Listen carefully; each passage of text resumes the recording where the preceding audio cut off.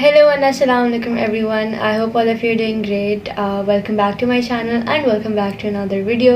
आज की वीडियो एक बहुत important वीडियो होने वाली है and I really hope that you guys are going to enjoy it. This is basically my story of the biggest decision I had to make in life till now. आगे का पता नहीं है but I remember कि जब मैंने 2022 के lessons की वीडियो बनाई थी तो उसके अंदर मैंने कहा था कि मैंने मैट्रिक से ओ लेवल्स में शिफ्ट कर लिया. That was a decision. 2023 में भी मेरे कुछ बहुत इंपॉर्टेंट डिसीजंस थे लाइफ के जो कि मैंने लिए and I am gonna share the story of that with you guys and I hope that you guys learn something from it. Decisions एक बहुत इंपॉर्टेंट रोल प्ले करते हैं और बहुत ज़्यादा डरा ना करें डिसीजंस लेने से. एक दफ़ा अच्छे से सुकून से think of them and then execute on them and take those decisions because जब तक एक डिसीजन लिया नहीं जाता तब तक पता नहीं चलता कि वो डिसीजन ठीक है या वो गलत है, क्योंकि आगे जाकर पता चलता है कि उसके क्या कॉन्सिक्वेंसेस होते हैं. ये भी नहीं कह रही कि आप बिल्कुल सोचे समझे बगैर डिसीजंस ले लें. थोड़ा सा कैलकुलेट करें and then with a peaceful mind you should take decisions of your life. लेकिन ये पावर आप सब में होनी चाहिए बिकॉज इट्स वेरी इंपॉर्टेंट. और अपने डिसीजंस अपने पेरेंट्स के साथ साथ अपनी रजामंदी से भी लेना सीखें ताकि आप खुद पर अकाउंटेबल हों. You are not accountable to anyone else. आप अपने डिसीजंस किसी पे ब्लेम ना कर सकें. आप खुद रिस्पॉन्सिबल हैं. आपने अपनी चॉइस से ये डिसीजन लिया है. डिसीजन का थोड़ा सा बैकग्राउंड देते हुए जब मैं ओ लेवल्स में गई तो स्टार्टिंग में तो हर बच्चा एक्साइटेड होता है. नई बुक्स आ रही हैं, नए रजिस्टर्स आ रहे हैं, everything. I was also very excited. I was 14 eight that time and when I was 14 मेरा बिजनेस और एंटरप्रेन्योरशिप में बहुत दिल लगना शुरू हो गया था. I used to network with so many new people and that I used to love so I used to read business books as well. तो मुझे बहुत इंटरेस्ट हो गया था. अब मैं जब 14 की थी ना तो मैं देयर इज़ अ लाइब्रेरी. मैं नश्त के अंदर रहती हूँ तो एक लाइब्रेरी है और यूएस एम्बेसी का प्रोजेक्ट है. तो उधर I used to spend all of my day. Like मैं जिस दिन छुट्टी करती थी स्कूल से उस दिन भी I used to spend all of my day there. And वैसे भी स्कूल से आके भी even if I am very tired I would go there and meet the coordinators. They knew me very well and I used to read business की books उधर. It used to really intrigue me. जब मैं 14 की थी मैंने ये सब चीज़ें की and that's when my grades started dropping a little as well because मैं पूरा दिन बिज़नेस की किताबें पढ़ती रहती थी और पूरा दिन लाइब्रेरी भी रहती थी, लोगों से मिलती रहती थी. मुझे ये चीज़ बहुत अच्छी लगती थी.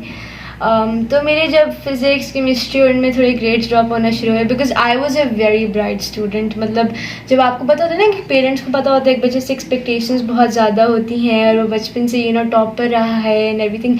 तो जब एकदम से उसका ये थोड़ा सा सीन होता है तो दे गेट कंसर्न्ड एकदम से ना इमीडिएटली. तो I hope you guys get what I mean to say.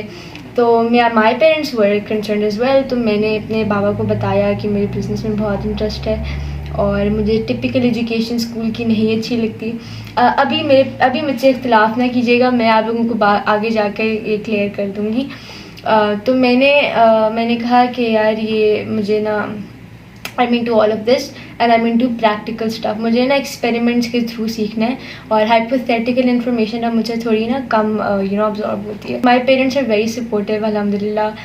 तो उन्होंने मुझे ये कहा कि ठीक है ना तुम अभी O1 में हो तो ये कैन रिलैक्स अ बिट और ग्रेड्स पे भी ठीक है बट साथ साथ तुम ये सब चीज़ें कर सकती हो.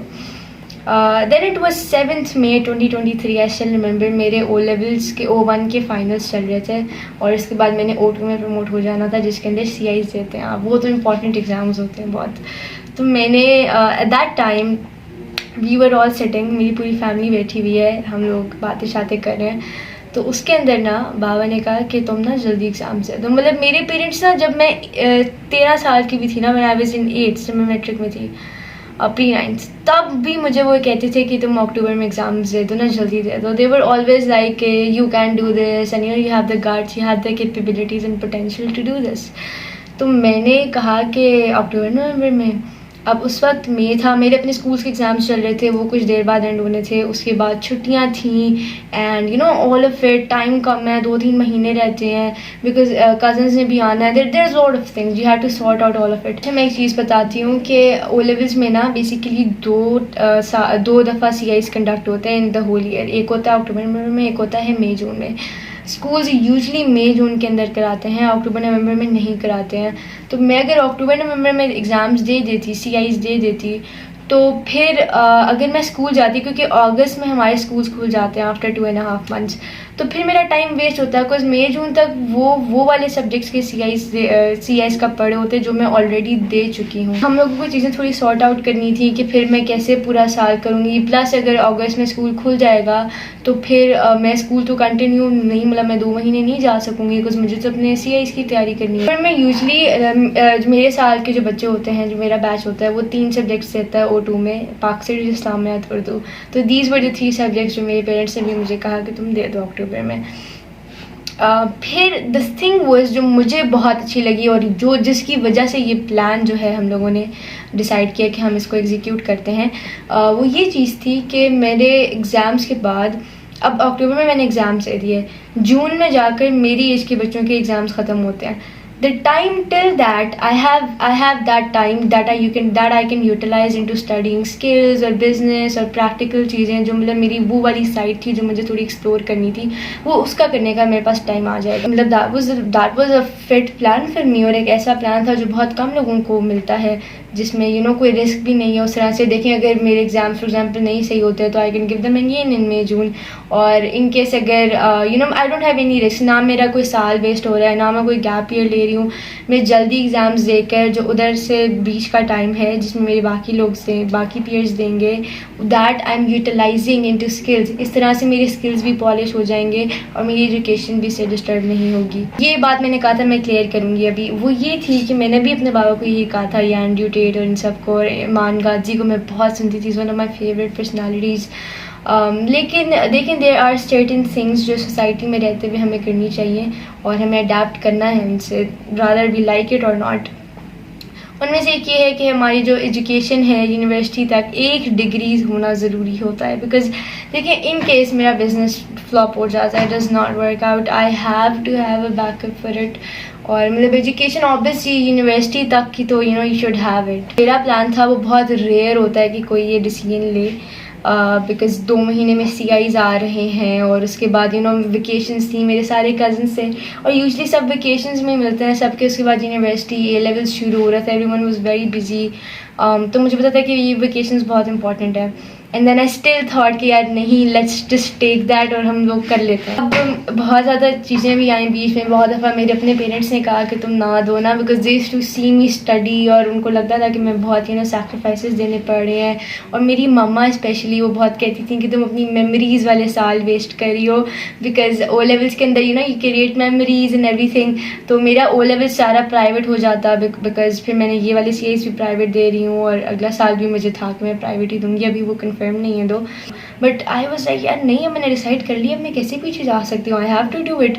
तो मैंने कहा I stayed firm on my decision. बहुत सारी दफ़ा ना हम सिर्फ प्लान ही करते हैं और हम एग्जीक्यूट नहीं करते हैं उसको, तो उसके लिए मुझे प्रॉपर चीज़ें प्लान करनी थी ना। अब मेरे एग्ज़ाम्स एंड हुए मई के एंड में, उसके बाद हफ्ता था मेरे पास, और उसके बाद यार यूजली जो एकेडमीज़ होती हैं ना, वो मई जून की तैयारी कराती हैं, अक्टूबर नवंबर की बहुत कम। मतलब आई डोंट थिंक, यानी आपको प्राइवेट ट्यूटर्स हायर करने पड़ते हैं। अब मेरे भाई जिन ट्यूटर से पढ़ा था ना, जिस एकेडमी से, उस एकेडमी में एक बहुत अच्छे टीचर थे, मैंने उनसे हेल्प ली, मैंने उनसे थोड़ी गाइडेंस ली, लेकिन मैंने इतने टेस्ट भी नहीं दिए एकेडमी में, और ना ही मेरा पूरा सिलेबस ख़त्म हुआ, because like almost a quarter syllabus ख़त्म हुआ था, बाकी सारा मुझे खुद करना पड़ा था। And that is why I did self-study most of the time. I was not accountable to anyone. मेरे पास कोई स्कूल प्रेशर नहीं था, कोई पेरेंट प्रेशर नहीं था, जिसकी वजह से मुझे खुद हर चीज़ करनी थी, खुद अपने टाइम टेबल, अपने स्टडी स्केड्यूल का ध्यान रखना था। तो मैं इस पर सारी वीडियोस बनाऊंगी कि मैं कैसे डिस्ट्रैक्शन से बची रही एंड एवरीथिंग। मैं अभी ये वीडियो इसलिए बना रही हूँ ताकि आगे जो मेरी वीडियोस आएंगी, they're gonna help you out, because I am a good person to give those advices now, because I got through all of that. Very happy after the decision. मैंने अपने जर्नल में आके लिखा कि ये डिसाइड हो गया। The second big decision I had to make, which was very emotional for me, मैं बिजनेस सब्जेक्ट्स में शिफ्ट कर रही थी, बिकॉज यार ये जो एक मिथ है ना हमारी कि O levels में जो है आप बच्चों को साइंसेज रिक्वायर करें, ऑप्शंस खुल जाती हैं। It is true to an extent, जिसमें बच्चा क्लियर ना हो, बच्चा कन्फ्यूज हो। लेकिन आपको पता है कि यार एक बच्चे को बिज़नेस में जाना है, एक बच्चे को मेडिकल में ही जाना है, एक बच्चे को इंजीनियरिंग में ही जाना है, तो आप उसको डिफरेंट सब्जेक्ट्स ना कराएं। आई वाज श्योर मुझे मेडिकल या इंजीनियरिंग में नहीं जाना है, मुझे बिज़नेस और इस साइड पे ही जाना है, इसलिए मैंने कहा कि मैं बिज़नेस सब्जेक्ट में शिफ्ट कर रही हूँ। अब माई मदर गॉट स्कैर्ड कि मतलब ये साल स्कूल नहीं जा रही है, ये साल स्कूल नहीं जाएगी, तो कभी भी किसी ने इस तरह से नहीं किया, तो मुझे हो रहा है कि कैसे होंगी चीज़ें। And I calmed her down कि आप ग्रेड्स की टेंशन न लें, वो भी आ जाएंगे, लेकिन साथ मुझे अपने स्किल्स पे भी काम करना है। तो NCLS में थी मैं, that was one of my beloved schools. मैं नश्क के अंदर रहती हूँ, तो उसमें ट्रैवल, वो नश्क का अंदर ही स्कूल है, तो वो ट्रैवल की कॉस्ट बचाता है फैकल्टी के लिए। It's such a huge facility. अब उधर बिजनेस सब्जेक्ट्स ऑफर नहीं होते थे और उधर साइंसेस होती थी, मुझे साइंसेस ड्रॉप करनी थी। एंड बिसाइड्स मैंने स्कूल इसलिए भी ड्रॉप आउट करना था बिकॉज उधर अगर मैं अक्टूबर में वो वाले एग्ज़ाम्स दे देती हूँ, तो अगर मैं स्कूल जाऊँगी मई जून तक, तो मेरा टाइम वेस्ट होगा। अब जब ये भी डिसाइड हो गया ना कि मैं स्कूल ड्रॉप कर रही हूँ और मैं स्कूल नहीं जाऊँगी, तो इससे भी मेरी मम्मा बहुत डर गई। और जैसे हर पेरेंट कंसर्न होता है अपनी डॉटर के लिए। So I was also very sad at that, but I was like यार ये करना पड़ेगा in order to you have to lose something in order to gain something। जब मेरा लास्ट एग्ज़ाम था ना, उस वक्त लाइक थोड़ा कच्चा पक्का था कि मैंने स्कूल जाना है या नहीं जाना, बट लास्ट एग्ज़ाम तक ना कंफर्म हो गया था कि यार मैं छोड़ रही। जब मैं लास्ट एग्ज़ाम देकर आ रही ना, तो I had tears and I met everyone. और मैंने किसी को भी इस वक्त नहीं बताया कि मेरा लास्ट डे स्कूल में। मैं बहुत साइलेंटली एग्जिट किया मैंने स्कूल का। तो मतलब मैं जैसे एग्ज़ाम के बाद सब मिलते हैं, मैं मिली, और जब मैं आ रही थी ना उस रोड से, आई हैड टीयर्स। ऐसे यार मैं कभी भी इस यूनिफॉर्म में स्कूल में वापस नहीं आऊँगी। मैं चेंजेस से बहुत भागती थी, मतलब मुझे होता था मैं एक ही जगह पे रहूँ, but honestly you can't grow like that. Risk नहीं लेती थी, चेंज में बहुत डर लगता था मुझे।